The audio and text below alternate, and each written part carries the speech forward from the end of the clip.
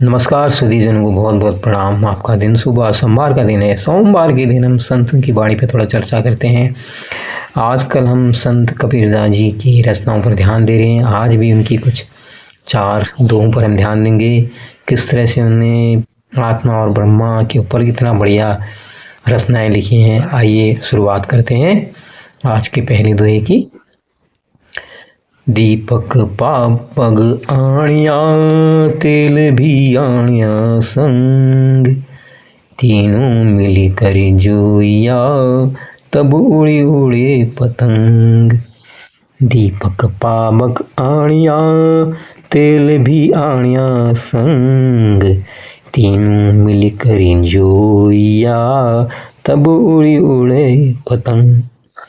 इसका भाव है कि जो जीवात्मा रूपी दीपक में जब ज्ञान की ज्योति प्रज्वलित की जाती है, ज्ञान लिया जाता है इधर उधर से, और फिर उसमें स्नेह यहाँ पर कहा गया है, जो तेल को उपमा दी स्नेह की डालकर प्रदीप्त किया। इस प्रकार जब तीनों आत्मा ज्ञान और स्नेह मिलते हैं, एकत्रित होकर प्रदीप्त होते हैं, तो जो उनसे अग्नि का स्फुरण होती है, जो प्रदीप्ति होती है, जो जलती है, उसमें जो भोग है, वासना है, जो माया की जो हथियार है ना, वो सब गिर गिर कर नष्ट होने लगते हैं। ये यहाँ पर कहा गया है। तो इसके लिए आदमी को अपने जीवन को सुधारने के लिए अच्छी संगति करना बहुत जरूरी होती है। आप दौड़ रहे हो, जो इंद्रियों से जो आवेग उठ रहा है, आप उनके पीछे लगे हो, उनको पूरा करने की कोशिश कर रहे हो, लेकिन आप अपना जीवन बेकार कर रहे हो। जब आप ज्ञान अर्जित कर रहे हो, अच्छी संगत कर रहे हो, जीवन को समझ कर जी रहे हो, तो फिर समझ लो जो वासना है, जो इंद्रिय जनित भाव हैं, आवेग हैं, वो सब खत्म हो जाएंगे, समाप्त हो जाएंगे। आपका जीवन सुंदर बन जाएगा। आइए दूसरा जो दुआ है आज का। मारिया है जे मरेगा बिन सर थोती भाली, पड़िया पुकारी बिछ तरी आज मरे के कली। माया है जे मरेगा बिन सर थोती भाली, पड़िया पुकारे बिछ तरी आज मरे के काली। इसका भाव यह है कि जो मारा गया है वो तो बिना फलक के छचे भाले से भी मर सकता है, कि अर्थात मरने के लिए शस्त्रों की आवश्यकता नहीं होती। जीवन मुक्त होने के लिए प्रेम का बाण ही पर्याप्त है। उस बाण के लगते ही वेदना को होकर संसार वृक्ष के नीचे पड़ा करहा रहा है, पीड़ा का अनुभव कर इस प्रतीक्षा में आज जीवन मुक्त होगा या कल, अथवा इस संसार वृक्ष के नीचे पड़ा वेदना कुल है आज या कल, अर्थात शीघ्र ही उसे प्रिय की प्राप्ति हो जाएगी। ये तो ऐसे जो भाव उठते हैं ना, वो तो जो ज्ञानी लोग होते हैं उन्हीं के अंदर उठते हैं। वो देखो वहाँ किसी चीज के लिए वो नहीं है। अब जब उसको पता लग गया ये जो जीवन जो है, जो ब्रह्मा है, एक इस सृष्टि का रचयिता है, आप उसको जो भी कह लो, तो वो फिर उसकी वेदना में पड़ा रहता है। इस संसार में आके भी उसको लगता है कि यार कहाँ आ गया, क्या आ गया, कैसे मैं उससे मिलूं।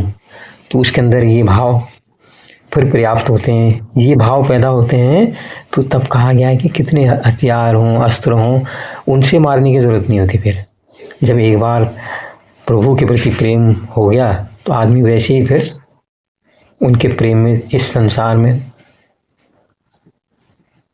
परेशान रहता है, और उसे लगता है कि हाँ यार एक दिन कहीं ना कहीं मुझे अपने प्रभु का मिलन मेरे साथ हो ही जाएगा। तीसरा है दोहा। हृदय भीतर दो बले धुआं न प्रकट होई, जाके लागी सोलखे कह जी लाई सोई। जाके भीतर दो बले धुआं न प्रकट होई, जाके लागी सोलखे कह जी लाई सोई। इसका भाव तो यह है कि हृदय के भीतर प्रेम की दावाग्नि धधक रही है, किंतु उसका धुआं प्रकट नहीं होता, वह तो भीतर ही भीतर जलती रहती है। इस अग्नि का अनुभव तो 2 ही लोग कर सकते हैं, वो ये जिसके हृदय में अग्नि धधकती है, या फिर वो जो इस अग्नि को लगाने वाला है। शेष संसार इस अग्नि का धुआं अर्थात कुछ भी चिन्ह नहीं देख पाता।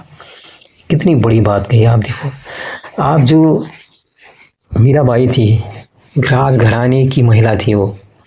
लेकिन जब प्रभु कृष्ण के प्रति उन्हें अनुराग उठा तो बिल्कुल अपने साथ हर जगह भगवान कृष्ण की मूर्ति को लेकर उनके प्रति समर्पित रहती थी। संत रैदास को उन्होंने अपना गुरु बना लिया था और कहा जाता है कि उनके परिवारीजनों ने उनको उनके प्रेम, कृष्ण प्रेम के कारण वो जहर भी दिया और जहर का प्याला भी उन्होंने पी लिया।